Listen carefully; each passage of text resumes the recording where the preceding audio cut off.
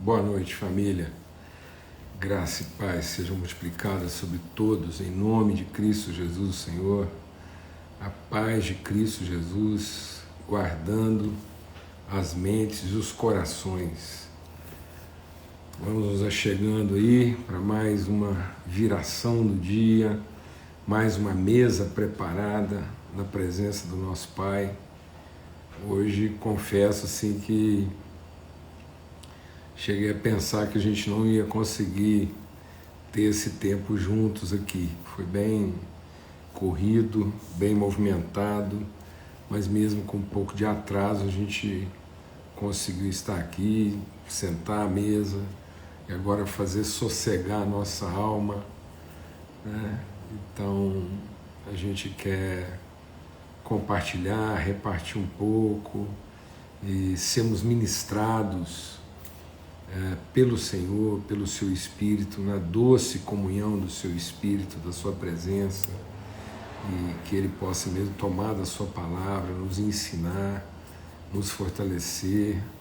Hudson, querido, grande alegria, viu, assim, meu Deus, quanta gratidão por tudo que Deus tem feito na sua vida, viu, por toda a graça que Ele tem te concedido e a forma tão simples, tão assim desprendida, tão despojada de vaidade com que você abençoa tanta gente e é reconhecido em tantos lugares, no mundo todo, no exercício da sua profissão, trazendo luz aos olhos das pessoas. Um grande abraço, viu, Hudson? Assim, e Deus tem colocado um profundo respeito, assim, pela forma como você conduz todas as coisas, a forma simples, desprendida, como o seu coração está sempre aberto para todo mundo, viu? Forte abraço para você, para toda a sua casa aí, que Deus possa realmente multiplicar a virtude através de você. Então, é isso mesmo, Ney. Meu pai toda a família do meu pai é lá de Estrela do Sul. E passei muito da minha adolescência lá, né? E aquela região ali, Rio Bagagem, as fazendas ali. Então é um grande privilégio, né? Ali é um polo, né?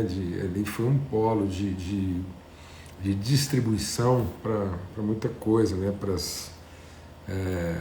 as bandeiras e também para as missões. Tinha uma fazenda ali em Estrela do Sul que um fazendeiro se converteu e ele colocou a propriedade dele a serviço das missões. Então ele ali fazia a reposição das provisões, dos animais, para que o pessoal continuasse a tarefa da evangelização. Graças a Deus. Depois a gente tem que conversar mais demoradamente, Ney. Quem sabe a gente ainda descobre muita coisa aí da nossa relação, né? Dentro dessa amizade que Deus tem colocado em nossa vida, tão preciosa. Amém? Graças a Deus. Vamos ter uma palavra de oração e depois quero abrir o coração com vocês sobre aquilo que a gente vai estar repartindo essa semana, tá bom? De hoje até sexta-feira, né? E tempo muito precioso ontem, a gente compartilhando sobre multiplicação, né? A forma como nós somos abençoados para multiplicar. Amém? Pai, muito obrigado pela graça, pela bondade, pela misericórdia renovada sobre nós. Obrigado mesmo porque somos cuidados pelo Senhor, ovelhas do teu pastoreio. Somos, ó Deus, como árvore frutífera na tua mão. O Senhor é o agricultor, o Senhor cuida, limpa, renova, alimenta, garante que a gente possa produzir mais fruto ainda. A alegria do Senhor é ver a nossa vida frutificando, multiplicando, manifestando, revelando virtude. Todo pensamento do Senhor a nosso respeito é pensamento de paz e não de mal, para nos dar futuro e esperança. E é isso que nós queremos ter, essa confiança, esse entendimento claro, vivo, inabalável, de que o Senhor olha para nós com bondade, com misericórdia, ó Deus, em nome de Cristo Jesus, o Senhor, pelo sangue do Cordeiro, ó Pai. Amém. Graças a Deus. Deixa eu só ver uma coisa aqui.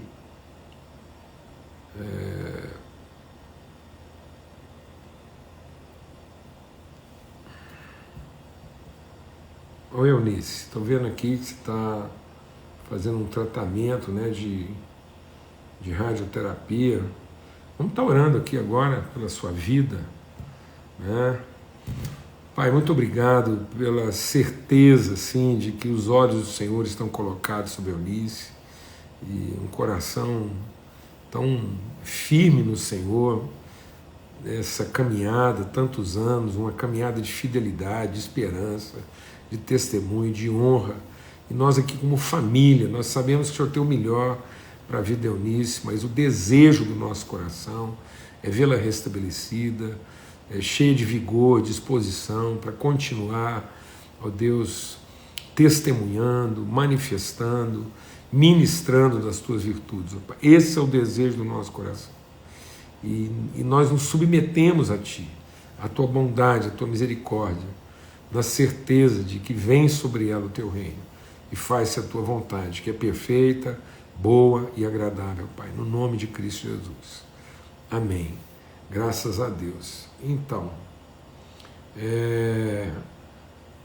vou aqui agora tirar os comentários e a gente vai ler o Salmo 42. Então, o Salmo de número 42 diz assim: como a corça anseia por águas correntes, a minha alma anseia por Ti, ó Deus. A minha alma tem sede de Deus, do Deus vivo. Quando poderei entrar para apresentar-me a Deus? Minhas lágrimas têm sido o meu alimento de dia e de noite, pois me perguntam o tempo todo: onde está o seu Deus? Quando me lembro dessas coisas, choro angustiado, pois eu costumava ir com a multidão, conduzindo a procissão à casa de Deus, com cantos de alegria e de ações de graça, em meio à multidão que festejava. Por que está assim, tão abatida, tão triste, ó minha alma? Por que está assim tão perturbada dentro de mim? Põe a sua esperança no Senhor, pois ainda o louvarei, pois Ele é o meu Salvador e o meu Deus.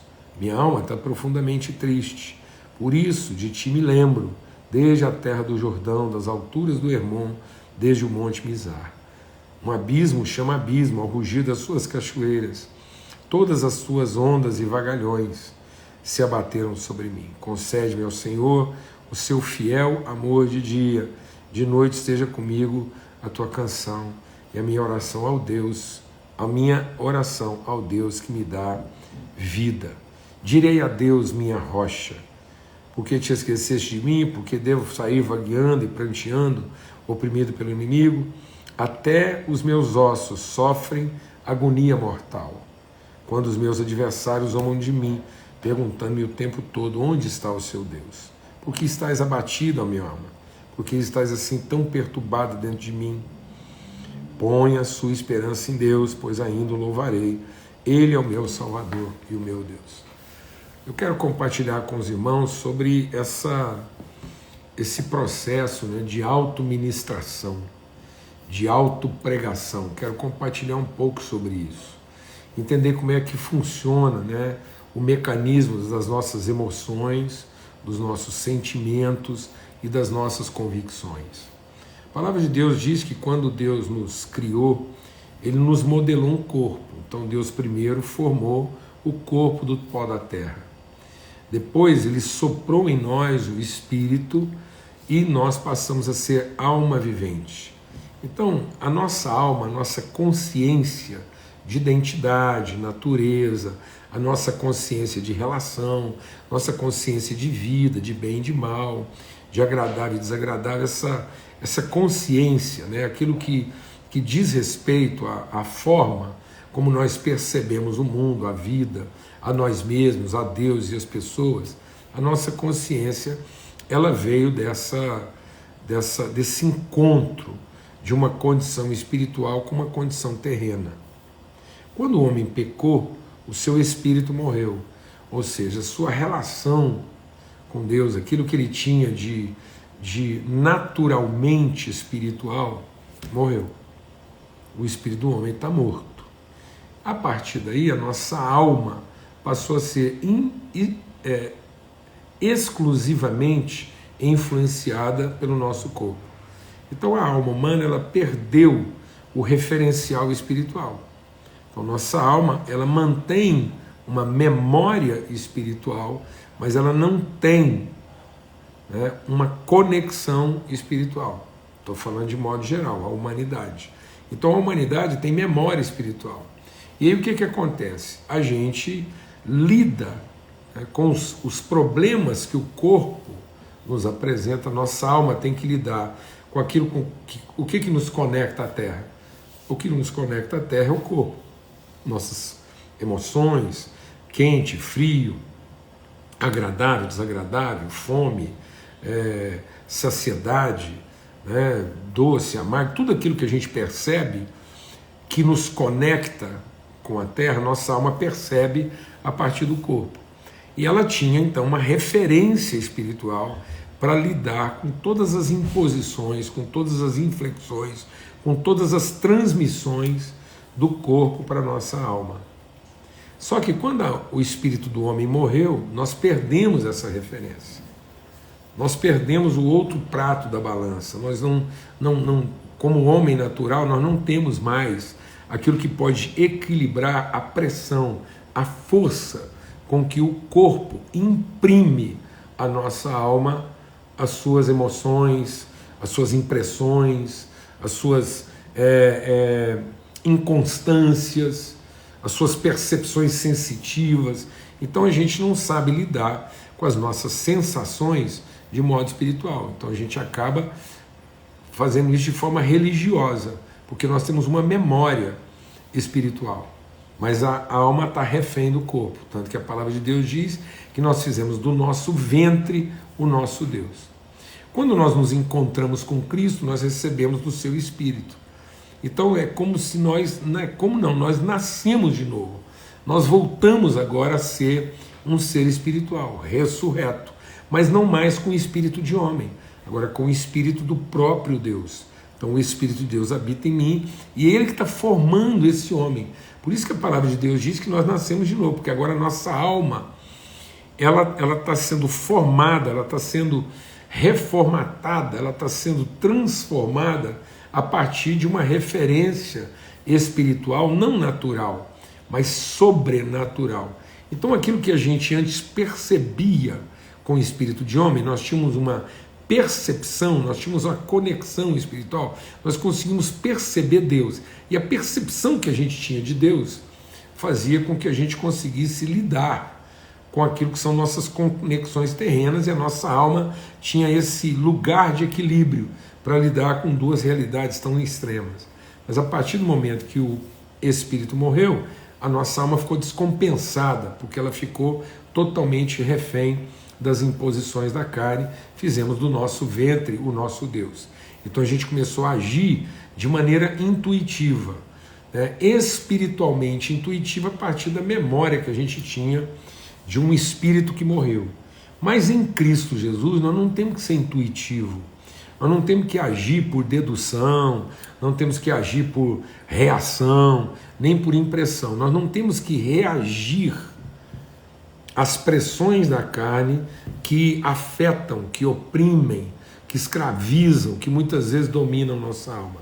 Porque agora nós temos uma condição sobrenatural, porque o Espírito que habita em nós agora é o Espírito do próprio Deus. Então, se a gente entende isso, nós vamos também entender a importância, né, o quanto é essencial a gente agora pregar para nós mesmos.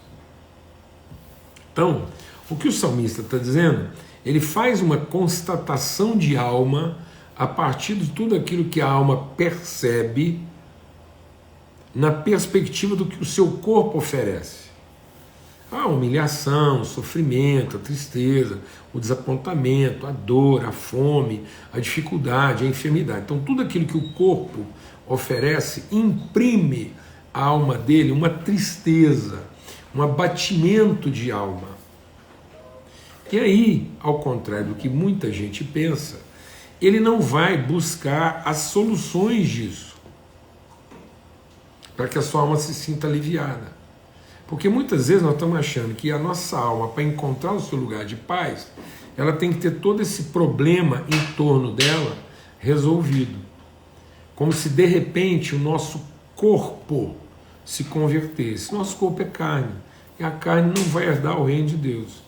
Então o nosso corpo ele não vai se converter, ele vai morrer, nós vamos receber um novo corpo. Até que esse corpo, até que nós estejamos em contato com esse elemento que nos conecta com as realidades da Terra e que está corrompido porque ele perdeu a referência espiritual, agora nós temos que usar essa nova e absoluta referência espiritual para impor condições ao corpo para que ele não domine mais a nossa alma. Por isso que Jesus diz, no mundo tereis aflições.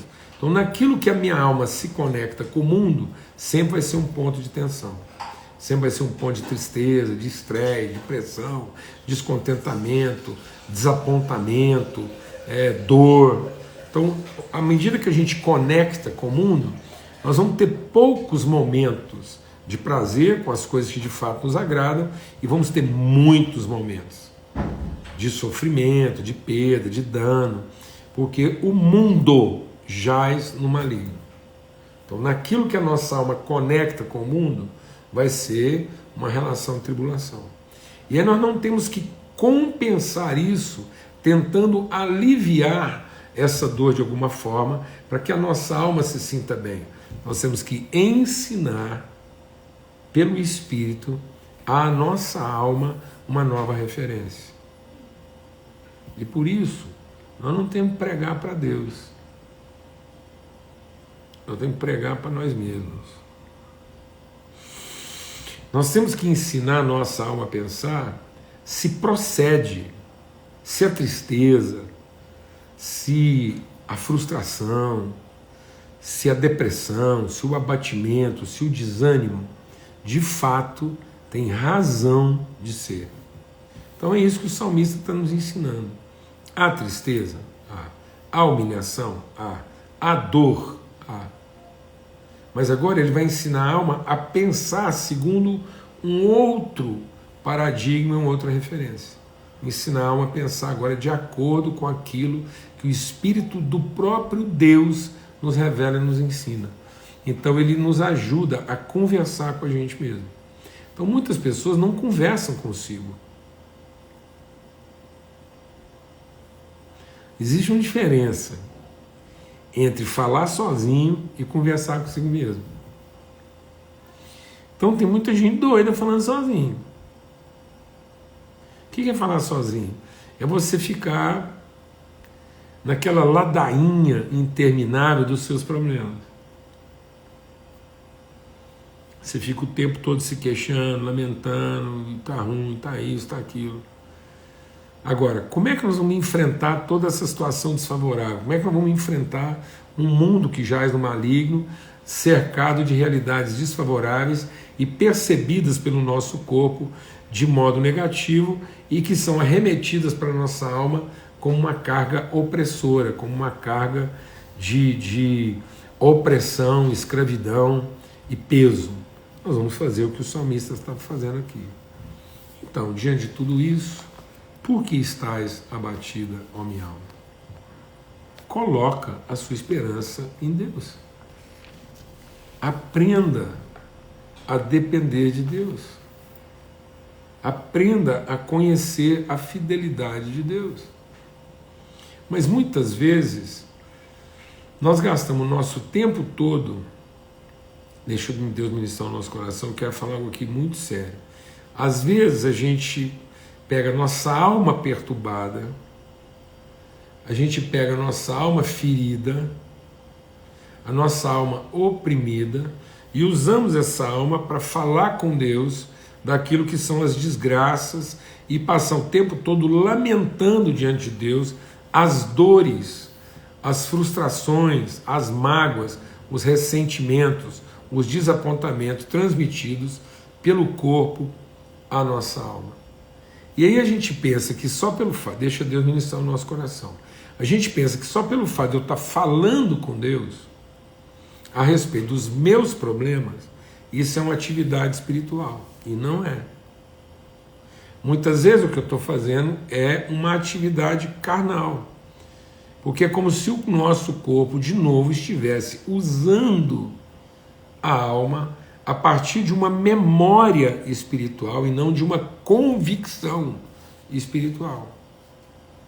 Eu ainda estou falando com Deus segundo um espírito humano que foi morto, mas não estou conversando com Deus a partir do seu próprio espírito que habita em mim. Então, o meu tempo de diálogo com Deus, o meu tempo de diálogo comigo mesmo, não é para que a minha alma fique remoendo, repisando e falando de novo e murmurando daquilo que ela viciou em pensar a partir do corpo de uma forma religiosa e espiritualista. Então é como um espírito morto, é um homem morto espiritualmente, falando a partir da sua alma daquilo que o seu corpo determina, em lugar de deixar que o Espírito Santo de Deus, falando à nossa alma, controle, domine e oriente o nosso corpo. Então, o nosso tempo de meditação tem que ser um tempo também de autoministração. O que você diz para você mesmo quando você está vivendo uma crise? Quanto tempo você gasta nos seus momentos de crise, de dor, de confusão, pregando para você mesmo, alimentando a sua fé?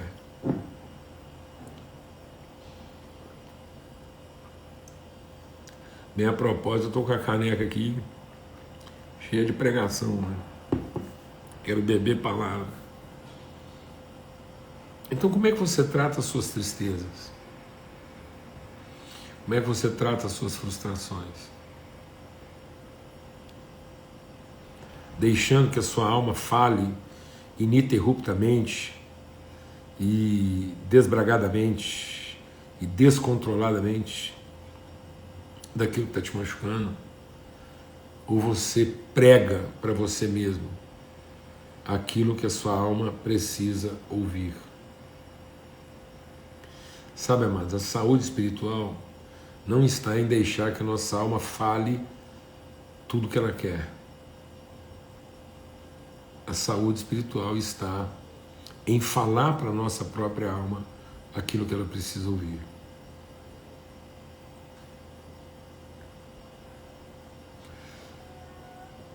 Vou concluir.